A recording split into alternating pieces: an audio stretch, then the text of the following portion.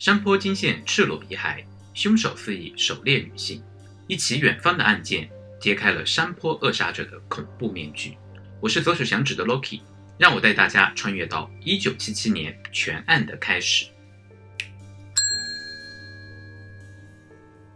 洛杉矶位于美国加利福尼亚州西南部，是美国西部最大的城市，也是美国重要的经济文化中心。1977年11月20日星期天，洛杉矶警察局凶杀组警长正想好好享受一天的休息时光，却接到了工作电话，要让他去山上的一个不起眼的地方。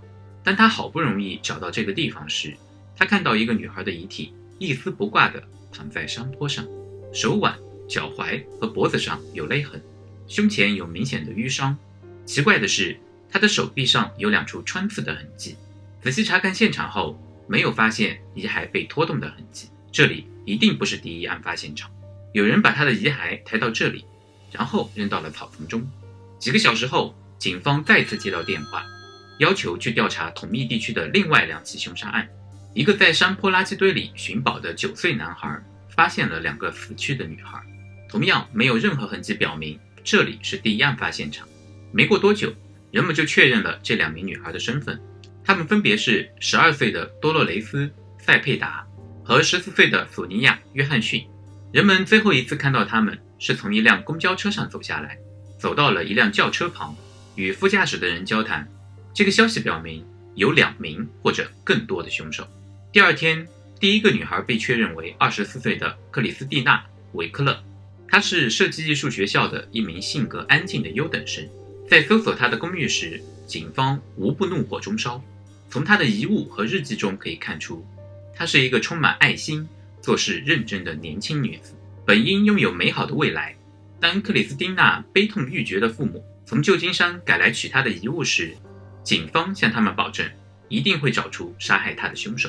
11月23日，感恩节的前一天，在高速公路附近又发现了一具年轻女子的遗骸。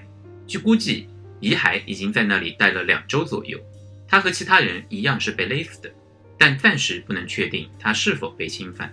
根据调查，这位年轻女子为28岁的简·金。2周前，她还是一个充满活力和魅力的模特。当局立即成立了专案组，就像其他备受关注的案件一样，很快他们就被热心群众提供的无用线索淹没了。因为所有遗骸都被在山坡发现，他们为凶手命名为山坡扼杀者。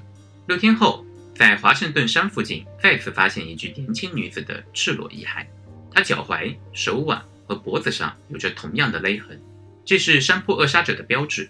不同的是，她的手掌上有烧伤。凶手似乎在做实验，可能是在研究折磨的方法。当天，女子的身份被确认为劳伦·瓦格纳，她是一名18岁的学生，与父母住在圣费尔南多谷。她的父母前一晚睡着时，她还没有回家。第二天早上，他们发现她的车停在街对面，车门虚掩着。附近的邻居看到了她被绑架的过程。晚上9点左右，劳伦把车停在路边，2个男子把车停在了他的车旁，双方发生了争执。劳伦最后被2人拉上了车。据邻居描述，他确定有2个男人，一个高大年轻，脸上有痤疮疤痕，另一个长得像拉丁人，年纪较大，头发较短。他相信自己可以认出他们。杀手们把整个城市都当做了自己的狩猎场，没人知道他们下一次会在哪里下手。1977年10月17日，一个名叫约兰达·华盛顿的女生被侵犯并被勒死，她的遗体被扔在森林草坪公墓附近。2周后，警察在拉格雷森塔镇发现了一名妇女遇害，遗骸赤身裸体地躺在住宅区的路边，居民用油布盖住了她的尸体，以免吓到孩子们。她身材瘦小，看起来大约16岁，红棕色的头发，脖子上的淤伤表明她是被勒死的。她的手腕、脚踝、脖子上都有勒痕，眼皮上有一块白色的小绒毛。遗体被故意放置在这个地方，就像是凶手想给这个社区一个警告一样。验尸官认定他是在午夜左右被勒死的，也就是被发现的前6个小时左右。此外，他显然遭到了侵犯。几天后，受害者仍然无法与任何失踪报告吻合，警方说服报纸对他做了一个小报道，并附上了一张素描，希望有人能认出他。但一无所获。警方唯一的线索是在死者眼皮上发现的一块小绒毛。1977年11月6日，一家乡村俱乐部附近发现了另一名被勒死的受害者，同样的勒痕又出现了。这名受害者很快就有了名字，他叫丽萨·卡斯丁，21岁，在餐厅做服务员。丽萨最后一次被人看见是在她被谋杀的那天晚上的9点多，她那时正准备离开餐厅。2个月内出现了8名受害者，案件引起了社会的恐慌。但随后的2周，凶手忽然停止了作案，一直到12月中旬，警方接到报警，在山坡上的一片空地上发现了金伯利·戴安娜·马丁的尸体。她是一名模特，曾在模特公司工作。这一次，警察获得了2条线索。戴安娜的最后一名客户曾让她去玉树街114号公寓，那是一间空房，以及凶手曾在公共图书馆的公用电话上打过电话。遗憾的是，这些线索都没有什么结果。案件平静了一段时间，12月至1月再无受害者。不幸的是，2月中旬又有一名受害者出现。2月16日，一位名叫辛迪·赫德斯佩斯的年轻女子被谋杀，她被勒死后装进了她的轿车后备箱，轿车被推下了安吉利斯山的悬崖。警方从勒痕上判断，山坡扼杀者又开始作案。调查发现，辛迪曾与另一位受害者住在2对街，尽管这2名女生并不认识，警方认为很有可能至少有1名凶手住在这片区域内。调查依然毫无进展，他们仅有的几条线索并没有锁定任何嫌疑人。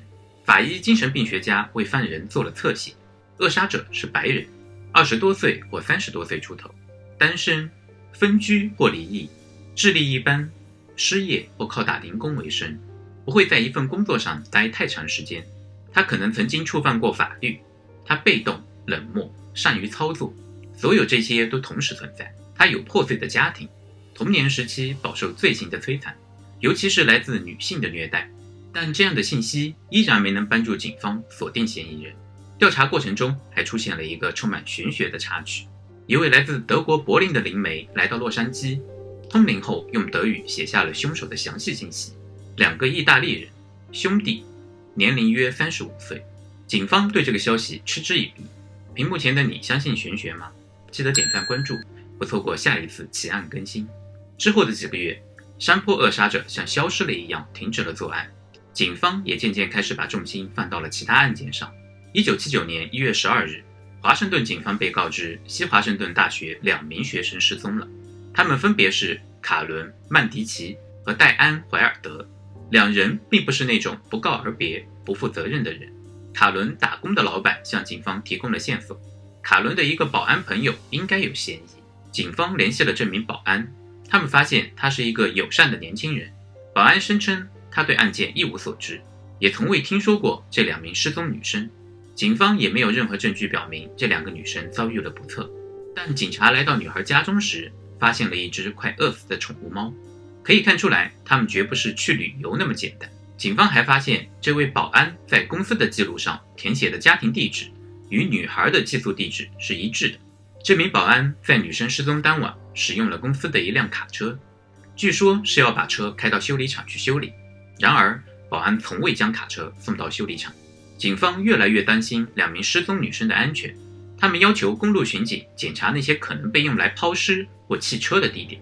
此后不久，一名妇女打来电话，称有一辆汽车被遗弃在她家附近的一片茂密森林中，车内是卡伦和戴安的尸体，2人都被勒死。其他的淤伤表明他们还受到了其他的伤害。在失踪女生被送往停尸房的同时，警方下令把保安带走问话。考虑到嫌疑人是一名训练有素的保安人员，警方做了各种准备。结果，当他们把保安带走时，他没有给他们带来任何的麻烦。保安名叫肯尼·比安奇，是一位友善且能说会道的丈夫和父亲。肯尼和多年的女友凯莉以及他们年幼的儿子住在一起。凯莉和肯尼的雇主都无法相信，像肯尼这样善良、负责任的人会成为谋杀案的嫌疑人。与此同时，警方动用了大量的资源，仔细地搜查案发现场。他们在肯尼家中发现了他从工地上偷来的东西，这样就可以把肯尼关起来一段时间，以便他们有更多的时间去寻找证据。由于肯尼来贝林汉之前住在洛杉矶，华盛顿警方联想到洛杉矶的山坡扼杀者，于是电话联系了洛杉矶警察局。洛杉矶警方在接到电话后，发现所有的线索都联系上了，几乎所有的受害人地址都与肯尼案发时的居住地址相符。洛杉矶警察局立即派人前往了贝林汉协助警方调查。随着调查的深入，越来越多的证据表明，肯尼是山坡扼杀者的凶手之一。在他家中发现的珠宝与2名受害者所佩戴的珠宝相符，珠宝上的毛发和纤维进一步证实了他的罪行。肯尼·阿莱西奥·比安奇1951年5月22日出生于纽约州罗切斯特市，他的生母是一名酗酒的性工作者，在他出生后就把他遗弃了。3个月后，弗兰西斯·比安奇和她的丈夫收养了他。在肯尼很小的时候就异常喜欢说谎，5岁半时他被诊断为癫痫。他脾气暴躁易怒，尽管他的智商高达116，在艺术和语言方面也有很高的天赋，但他在学校的成绩却非常差。家人曾带他去看过心理医生，医生认为肯尼过于依赖母亲。肯尼13岁时上了一所公立学校，在那里他表现得非常好。1971年他高中毕业后娶了一位与他年龄相仿的年轻女子，8个月后就离了婚。在这段婚姻中，肯尼觉得自己遭到了背叛。随后他开始在社区学院学习警察和心理课程，但成绩并不理想。他申请了治安部门的工作，但遭到了拒绝。于是他开始了自己的保安生涯。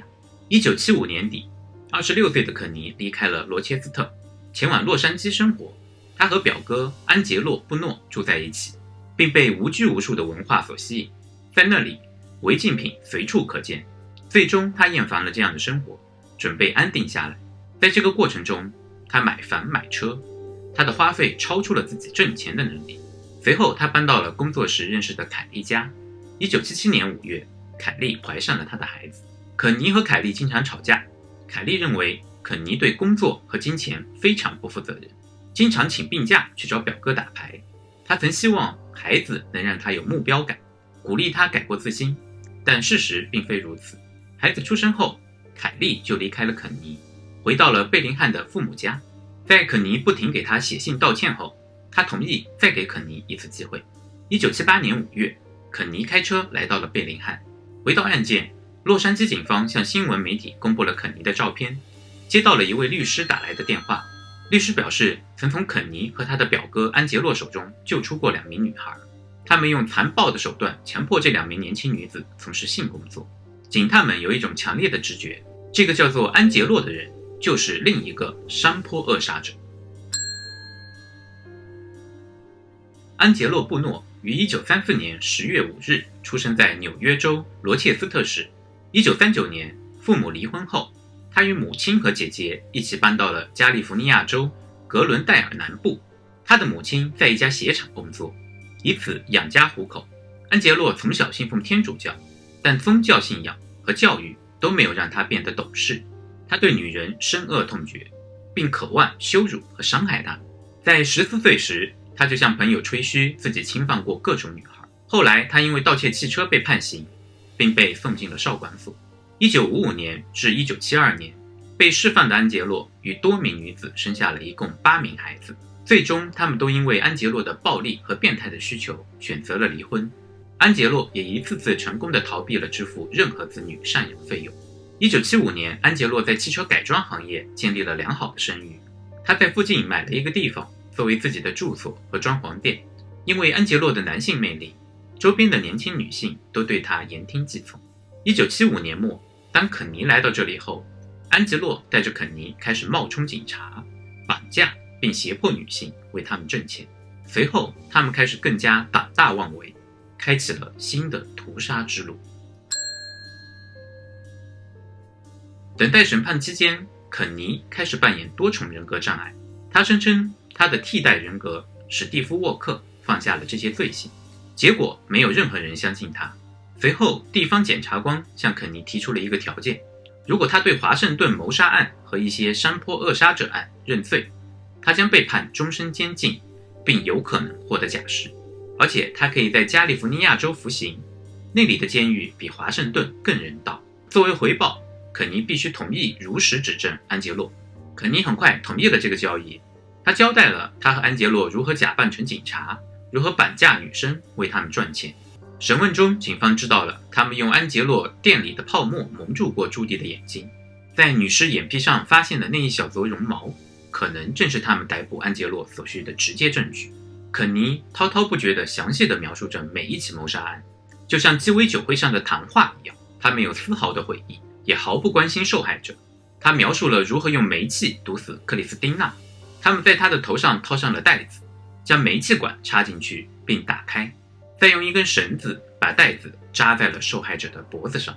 大约1个半小时后，受害者在痛苦中死去。最终，肯尼被判处在华盛顿州服刑2个无期徒刑，他立即被转移到加利福尼亚州，在那里他又被判处了终身监禁。他将在加利福尼亚州服刑35年，接着在华盛顿州继续服刑。1979年10月22日，安杰洛被捕，警方在安杰洛的钱包里发现了警徽的压痕。与此同时，肯尼开始编造故事为自己开脱。他编造了第2个杀人凶手，他开始改变关于安杰洛涉案的说法。他作为指控安杰洛的证人的可信度几乎毁于一旦。在肯尼变化的背后是囚犯守则，告密者必死。如果安杰洛入狱，肯尼在狱中的生存就会受到威胁。这时，一位编剧迫切地想和他谈谈，以充实灵感。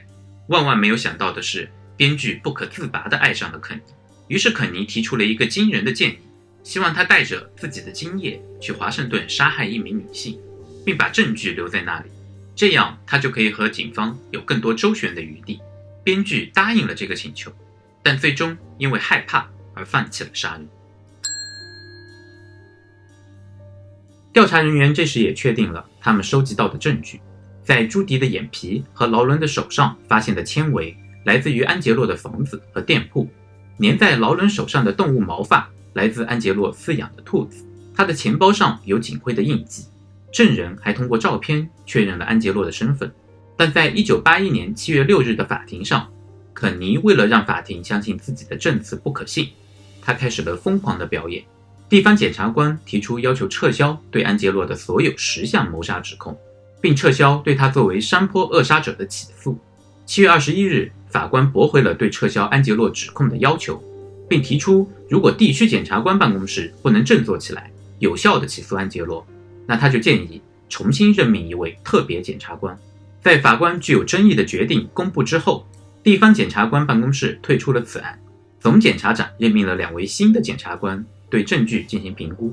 很快，新团队就认定证据确凿，足以提起诉讼。他们向一个由4位备受尊敬的检察官组成的小组提交了调查结果，所有的4位检察官都同意应该起诉安杰洛。11月，案件进入庭审阶段，但随即被延期审理和被告方的上诉打乱。这些上诉一直上诉到了加州最高法院，随后耗时3个半月挑选陪审团。1982年春天，审判终于开始了。一连串的证人都证明了安杰洛就是一个虐待狂。到了肯尼出庭作证的时候，他却不愿意合作，直到法官指出他违反了变速交易协议，这意味着他将被送回华盛顿严格的监狱中服刑。肯尼立刻改变主意，表示配合，但在法庭上，肯尼又给出了完全矛盾的陈述。